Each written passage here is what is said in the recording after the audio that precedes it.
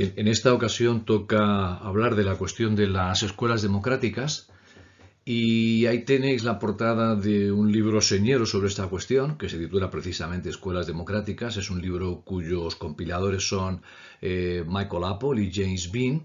Es un libro que contiene una explicación global de qué son las escuelas democráticas y además contiene artículos o capítulos en los que profesores de diferentes centros explican sus experiencias en escuelas que son consideradas como democráticas. Lo que voy a contar procede en buena medida de mi propia investigación sobre escuelas democráticas en muy diferentes centros. Ahí tenéis algunas fotos de ellos y los iré citando a lo largo de esta presentación. Aquí tenéis, para abrir el apetito, y para aquel que tenga ganas, porque es un vídeo de casi una hora de duración, un vídeo en el que se explica cómo funciona uno de estos colegios señeros, que es el Colegio Trabenco de Leganés. Bueno, ¿qué cabe entender por una escuela democrática? Sin duda esto puede ser un poco controvertido, ¿no? Porque en principio todas las escuelas de un país como España, un país democrático, pues son democráticas. Es decir, un centro que se presentara a sí mismo como no democrático, dictatorial, etcétera, etcétera, pues se quedaría sin clientela. Es decir, aunque fuera no democrático, desde luego jamás se presentaría como un centro ajeno a la democracia. Desde mi punto de vista, una escuela que pueda llamarse a sí misma democrática debería cumplir como mínimo estos tres criterios. El primero, la cuestión del éxito escolar para todos, es decir, una escuela que parte del supuesto de que todos los alumnos y alumnas pueden aprender, que todos pueden llegar hasta lo más alto, la universidad, la formación profesional de grado superior, que esto yo creo que excluye a los centros privados, a pesar de que puedan tener prácticas democráticas, porque los centros privados son centros de pago. Al ser centros de pago son centros que no se dirigen al conjunto de la población, es decir, que no garantizan el éxito escolar para todos. Y casi lo mismo puede decirse para la inmensa mayoría de los centros concertados. No todos, porque hay centros concertados, como lo vamos a ver, que son perfectamente democráticos, pero la mayor parte de los centros concertados son excluyentes. Lo vimos cuando hablábamos del tema de escuela pública y escuela privada, que existe el tema este de las cuotas, es decir, son centros, digamos, baratos, ¿no? Son centros privados low cost, por decirlo de algún modo, pero en ese sentido, si cobran cuotas, pues son claramente excluyentes. Y además muchos de ellos son católicos y no todos tienen un planteamiento ecuménico, es decir, son centros pensados para escolarizar a los que se declaran a sí mismos o se consideran a sí mismos católicos. Segundo aspecto, el de la democratización de las aulas. Y aquí es verdad que hay centros privados que tienen una vida de las aulas plenamente democrática. Es decir, que incluso van más allá de lo que aquí voy a plantear. Pero esto no es suficiente. Es decir, el hecho de que democratice la vida de las aulas no es suficiente para que se puedan considerar centros democráticos. Y el tercer aspecto es la cuestión de la participación democrática de la comunidad, no algo que en principio de un modo formal se regula en el artículo 27 de la Constitución española, pero que en la práctica pues ha quedado en agua de borrajas, es decir, que es una democracia más bien formal. Hay que buscar una participación genuina de la comunidad, de la comunidad escolar, implicándose en los quehaceres escolares, vinculando la escuela con el entorno, etcétera, etcétera. Bien, ¿cuáles son los orígenes de los o de dónde proceden, ¿no?, los centros democráticos a los cuales me voy a referir? Bueno, en su inmensa mayoría son centros públicos, pero no todos. Es decir, que no creo que el carácter público concertado sea determinante, salvo que el tema de las cuotas. Es decir, si se cobran cuotas, desde luego yo creo que no cabe hablar de centros democráticos. Que algunos de ellos, el caso paradigmático es el Trabenco de Leganés, aunque hubo otros, pero que fueron desapareciendo, fueron menguando su carácter democrático a lo largo del tiempo, es el Trabenco de Leganés. Bueno, debo decir que hay una limitación en mi investigación, y es que al ser un trabajo de campo, en la práctica totalidad de los centros, hay muy pocas excepciones, son centros que están en Madrid o no muy lejos de Madrid. sé que hay experiencias similares en otras comunidades autónomas de España, especialmente en el País Vasco, Cataluña, pero por desgracia mi trabajo de campo no ha llegado tan lejos, de modo que si alguien puede aportar alguna experiencia, texto, libro o alguna cosa más para ampliar el foco de esta presentación, está invitado para que lo haga. Bueno, decía que hay centros como Trabenco de Leganés que tienen su origen en el sector privado, en la época del franquismo. En la época del franquismo la escuela pública realmente no era pública, era la escuela estatal. Quizá hoy en día también sea la escuela estatal, pero en aquel entonces muy claramente era la escuela de la dictadura, la escuela que transmitía los mensajes de un régimen dictatorial, y ocurre que en una cooperativa de viviendas las familias que vivían deciden crear en los bajos de esa comunidad un colegio, y ese es el Colegio Trabenco, que es un colegio privado, pero que permite, al ser privado, pues que sea un colegio democrático, que contrata a profesores que practican la democracia en la escuela, y con el paso del tiempo, es decir, cuando termina la dictadura y pasamos a la democracia, el centro se integra en la red pública en un edificio nuevo y es el colegio del cual hablaré, ¿no? El Trabenco de Leganés. Otros centros surgen a partir de una cosa un tanto singular en España que sucedió poco antes de que llegase al gobierno Aznar en el año 1996. Un año antes, en el 95, se aprueba una ley que se llamó la Ley Pertierra, en honor al ministro del ramo, una ley que permitía, entre otras cosas, que los centros de nueva creación, los centros públicos de nueva creación, pudieran ser centros con proyecto, es decir, que fueran centros a los cuales afluyeran grupos de profesores que tenían una idea más o menos común, compartida con respecto a qué debería ser la educación, qué debería ser un centro educativo, y aquí el ejemplo paradigmático es el del Colegio de la Navata. Y otros, pues son centros que llegan a la democracia como consecuencia de la resolución de los problemas de convivencia, que es el caso del Instituto de Educación Secundaria Miguel Catalán en la ciudad madrileña de Coslada. ¿Qué ocurre? Que para resolver los problemas de convivencia una de las cosas que hace el centro es buscar cursillos en los que participan en las mismas aulas profesores y estudiantes. Y los profesores se dan cuenta de que los estudiantes tienen voz, tienen capacidad para resolver problemas y a partir de ahí se entra en la dinámica de la democratización de la vida de los centros. Esto que se ve aquí son los principales rasgos que creo haber detectado en estos centros. Posiblemente podría haber más, o alguno se podría extender de tal manera que incluyera algún aspecto. Y digo lo de antes, si a alguien se le ocurre algún aspecto más que se pudiera incluir, pues adelante, que lo haga saber.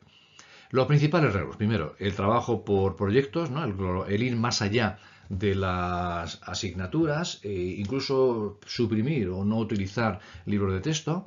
El recurso constante al diálogo, partir de lo que saben los niños y las niñas, el uso intensivo de las bibliotecas, lo vamos a ver que es una cosa muy llamativa, el uso de las tecnologías de la información y de la comunicación, una organización distinta del aula, es decir, uno entra en estos centros y ya desde el pasillo de entrada se ve que es un centro distinto, pero es que en las aulas la cosa cambia radicalmente.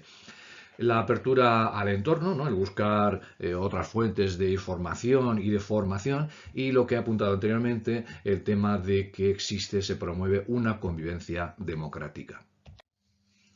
Bien, aquí tenéis más vídeos, en este caso tomados de Televisión Española, un vídeo de 30 minutos sobre el Colegio La Navata y otro de 40 minutos sobre el Colegio Padre Piquer, y este es un centro concertado, un centro de inspiración católica, pero es un centro de carácter ecuménico, y en la parte derecha tenéis un vídeo más corto de 6 minutos también sobre el Colegio Padre Piquer, con lo cual aquí hay, bueno, eso sí es muy recomendable que se vea porque hombre, es verdad que una imagen puede a veces valer más que 1000 palabras, pero yo creo que la combinación de estos reportajes, de estos documentales con la presentación que hago aquí puede dar una idea muy cabal de en qué consisten los centros democráticos.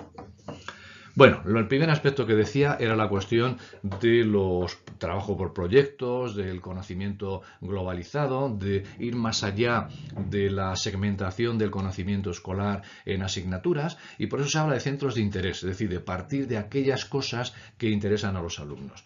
Aquí tengo dos vídeos que cuentan experiencias distintas que yo no conozco directamente, pero que es muy interesante verlos. Son vídeos breves para ver en qué consiste esto del trabajo basado en proyectos. Aquí pongo un ejemplo de algo que vi directamente como observador en el colegio La Navata. Se trata del inicio de un proyecto que va a implicar a los alumnos de cuarto o tercero, no recuerdo muy bien, de educación primaria a lo largo de un trimestre, los dos grupos de educación primaria de tercero o de cuarto. Y aquí se trata de que los niños y las niñas han decidido que quieren trabajar sobre el cine. Entonces lo que hace la profesora es desplegar una hoja enorme por encima de la pizarra y ahí lo que va haciendo es anotar las ideas, las sugerencias que hacen los alumnos con respecto a qué aspectos del cine quieren investigar. Entonces lo que aparece en el centro es qué sabemos o qué queremos saber más bien. Por un lado, pues cine al aire libre, ¿no? Que antes, hoy en día también, ¿no? La gente va al cine en coche, ¿no? Y lo ve al aire libre, ¿no? Sobre todo si tiene un coche descapotable. El cine a mano, es decir, que antes había que darle una manivela para que se pudiera ver la película, mientras que hoy hay un formato digital. La publicidad, es decir, cómo se dan a conocer las películas. Los hermanos Lumière, ¿quiénes fueron los inventores del cine?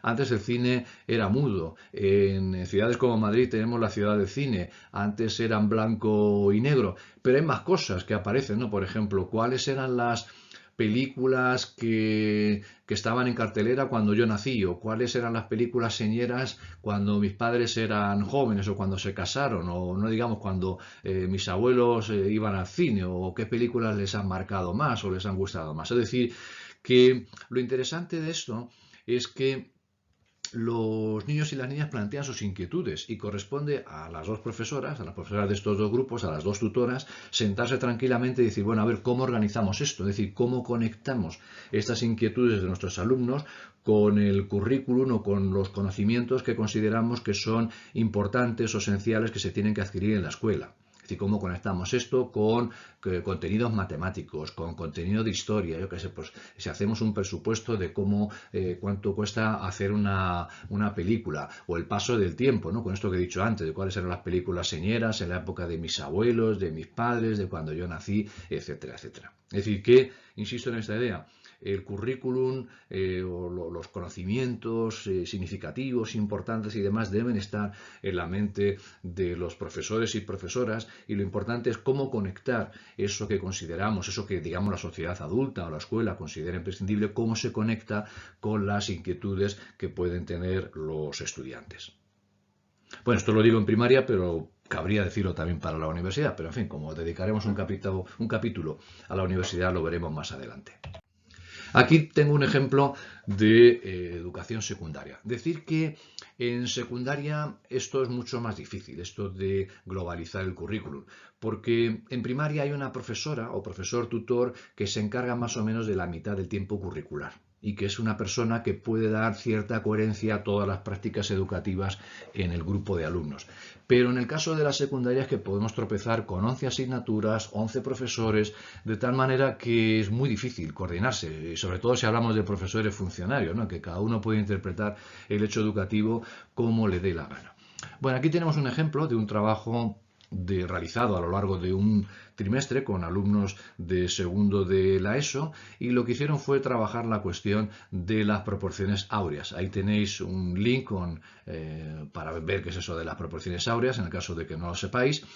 Y lo que hicieron fue agrupar las asignaturas en tres ámbitos, ¿no? El ámbito lingüístico, el ámbito de ciencias y el ámbito de otras formas de expresión. Y la idea es trabajar esto de los números de Fibonacci a partir de las diferentes materias, ¿no? Pues yo qué sé, pues en lengua o en idioma, ¿no? Pues cómo se expresa todo esto en diferentes idiomas. Por supuesto, en matemáticas es la asignatura clave para hablar de esta cuestión, pero por supuesto tiene mucho que ver con las ciencias naturales, ¿no? Cómo en la naturaleza se reproducen los números de Fibonacci y otras formas de expresión, ¿no? Pues también está claro la tecnología, la música. Y se trabaja también con el entorno, porque esto de las proporciones áureas también se eran conscientes los romanos, que tuvieron un asentamiento cerca de donde está el instituto y roturaban o no sé muy bien, cultivaban el terreno teniendo en cuenta esta cuestión de las proporciones áureas. Si os metéis en esto veréis que esta cuestión, que parece una cosa, pues en fin, relativamente marginal en la asignatura de matemáticas, es algo absolutamente, algo que permite pensar muy, muy diferentes cosas. Y la cosa no acaba aquí. La cosa no acaba aquí porque, como podéis ver en la parte derecha, el IES, los alumnos del IES Arcipreste ITA participan en esta miniferia, la 7ª Semana de la Ciencia, junto con departamentos universitarios. Pero no solo eso, sino que este instituto contagia al otro instituto de la localidad de Azuqueca de Henares y alumnos de ese instituto también participan de esta miniferia de la 7ª Semana de la Ciencia. Es decir, que hay un efecto de arrastre, ¿no? Nadie quiere quedarse atrás cuando se producen este tipo de experiencias. Segundo aspecto, el tema del diálogo. De nuevo, partir de lo que sabe el alumnado, y en primaria es muy habitual que las clases empiecen, pues eso, a las 8:30 o 8:30, 9 o 9:30 de la mañana, con asambleas. Es decir, que los niños y niñas se sientan en círculo, niños y niñas desde primero hasta sexto de primaria, y debaten durante media hora, 3/4 de hora, o hablan sobre noticias. Noticias quiere decir que se selecciona una noticia, normalmente del periódico o de la televisión, o incluso algo que le ha pasado a algún alumno, yo qué sé, pues un cumpleaños, algún evento familiar o algo que ha sucedido en su entorno, y lo explican. Con lo cual tienen que explicarse en público, tienen que estructurar una presentación, tienen que responder a las preguntas, cuestiones, observaciones que puedan realizar sus compañeros, y esto permite crear un escenario de deliberación, pero también de resolución de conflictos, porque en estas asambleas también se pueden comentar cosas que hay que resolver de un modo colectivo, hablando, etcétera, etcétera. He puesto ahí un link, una foto de este foro, debate, donde se ve a Luis Garicano, que es un economista de Ciudadanos, que por cierto yo no sé qué hace un hombre tan inteligente en un partido tan absurdo como Ciudadanos, sobre todo en educación, porque lo que este hombre escribe sobre educación me parece de lo más razonable e innovador, como podéis ver en este fragmento que os invito a ver, ¿no? Desde el minuto 4 hasta el minuto 10, y donde habla pues de algo parecido a lo de las asambleas en primaria. Y digo, bueno, que habla de cosas de modificar sustantivamente la educación, mientras que su partido parece que tiene por principal preocupación el tema de la libertad de enseñanza, de los centros privados y demás, que seguramente sea consecuencia de que el tipo de electorado que tienen pues es el que va a los centros concertados y privados. Y en el caso de la secundaria es mucho más difícil esto. Por ejemplo, esto de las asambleas. Claro, es que a las 9 o las 8:30, aquí sí los institutos empiezan más pronto, pues a lo mejor un día empieza el de lengua, otro día el de matemáticas, y a lo mejor no todos están por la labor de hacer asambleas. Si acaso con el profesor tutor podría hacerse algo parecido, pero habría que estudiar qué se hace en la hora esta semanal de tutorías que existe en la educación secundaria, ¿no? Si realmente se crea un ambiente de diálogo, se habla de los problemas que tienen los estudiantes y demás, o si al final es una hora muerta que sirve para repasar, pura y simplemente. No lo sabemos. Y aquí tenéis una charla TED muy interesante de 13 minutos donde se explica esto de la importancia del diálogo, ¿no? De los profesores como personas que aprenden y de los estudiantes como líderes. Tercer aspecto, el tema de las bibliotecas. Si hay algo en lo que coinciden, especialmente los colegios de primaria democráticos, es en el papel estelar que otorgan a los libros y, en consecuencia, a las bibliotecas, porque la lectura es la aventura de saber, de ir mucho más allá de lo que uno tiene delante de sus narices. Decir que el uso de la biblioteca es muchísimo más intensivo en estos centros en primaria que en secundaria. Señalaba antes que los centros estos de primaria mayoritariamente no utilizan libros de texto y a cambio lo que utilizan son libros en plural. De hecho, quizá la joya de la corona de estos centros sea la biblioteca de centro. Primero, tienen una enorme biblioteca en el aula.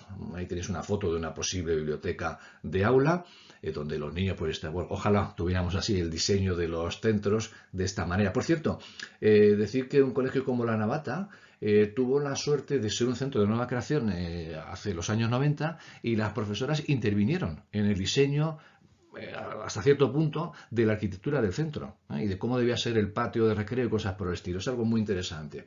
Lo digo porque hubiera sido también conveniente que hubiesen podido diseñar la biblioteca, ¿no? Que hubieran tenido una foto como esta y hubieran diseñado, hubieran propuesto al arquitecto o al ministerio en su momento, ¿no? Pues hubiera creado un centro con una biblioteca de estas características. Bueno, decía que hay biblioteca de aula, biblioteca de centro y biblioteca del entorno. Es decir, que se incentiva el uso de todo tipo de bibliotecas, libros, etcétera, etcétera. En secundaria la cosa es mucho más complicada. Primero, normalmente la biblioteca de los centros de secundaria es un depósito de libros que se utiliza sobre todo para que vayan los castigados, ¿no? Es decir, estás castigado, pues vete a la biblioteca, ¿no? Con lo cual la imagen que se está dando de las bibliotecas en muchos centros de secundaria es absolutamente nefasta.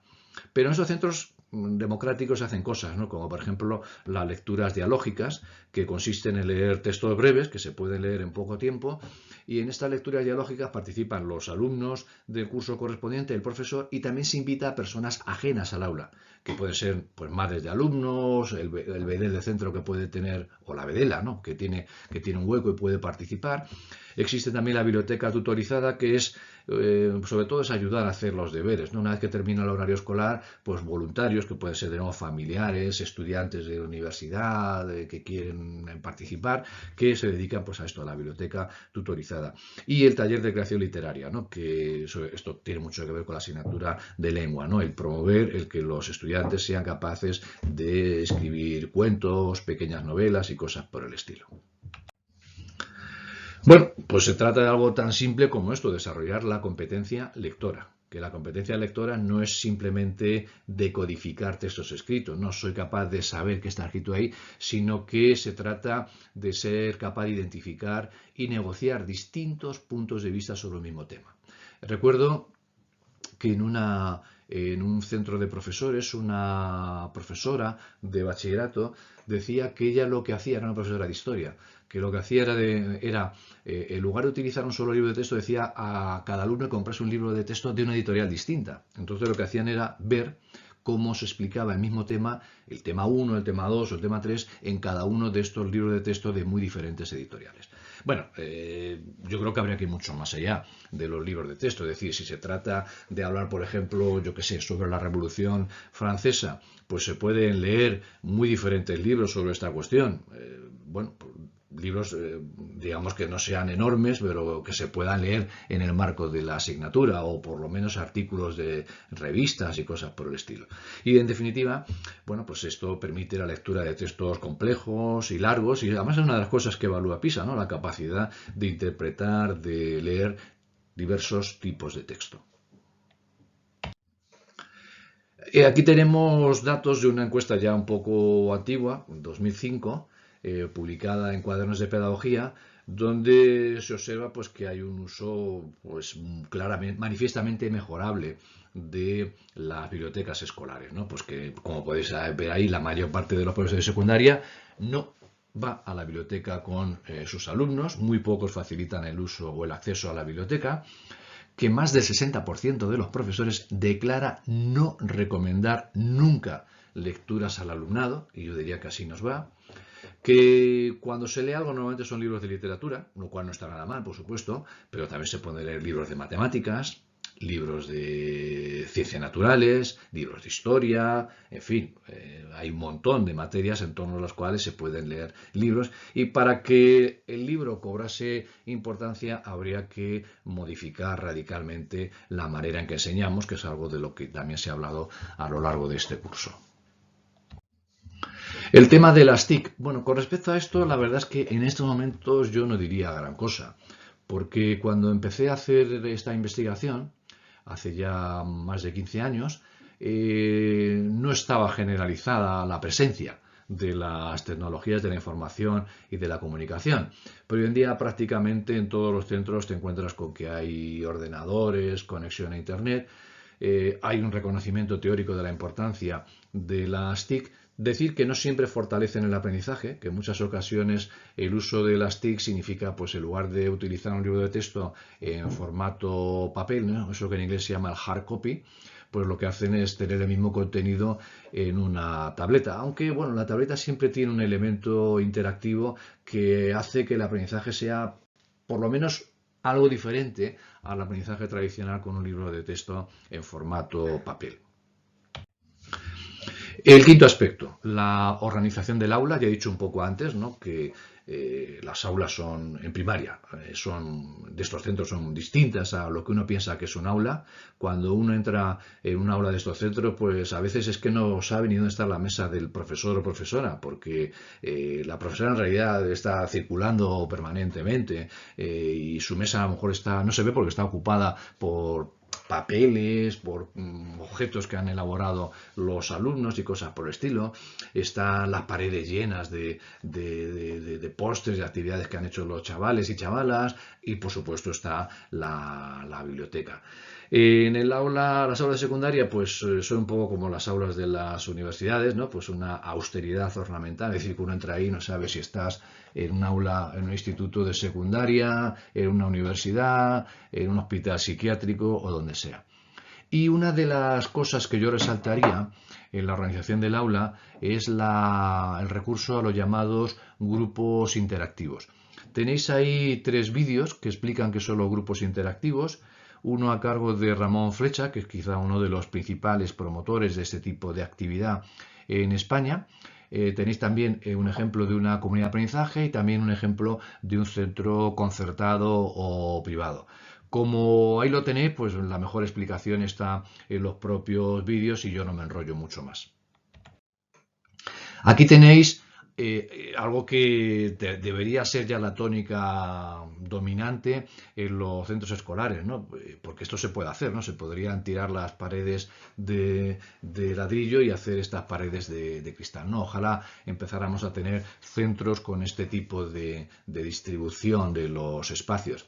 Claro, esto que puede parecer secundario es algo muy importante, ¿no? Cómo los espacios nos condicionan, ¿no? Si uno va a un aula tipo huevera, ¿no?, donde están todos los alumnos situados en fila frente al profesor, ahí se está promoviendo un tipo de docencia muy distinto al que se puede observar en este aula, ¿no?, donde pues se ve que se favorece, no sé si existe realmente, ¿no?, pero se favorece el diálogo, la interacción, una cierta libertad de movimientos.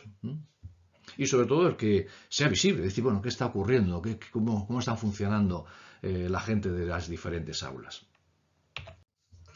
La sexta cuestión es la apertura al entorno. De eso también se ha hablado en algún momento a lo largo de este curso, ¿no? La riqueza educadora de cualquier entorno, ¿no? Cómo conectar la escuela con el entorno circundante, con, yo qué sé, pues acudiendo a museos, exposiciones, invitando a personas significativas, personas que puedan contar lo que hacen, ¿no? Pues desde el frutero a, yo qué sé, al padre o madre que trabaja en la radio y cosas por el estilo.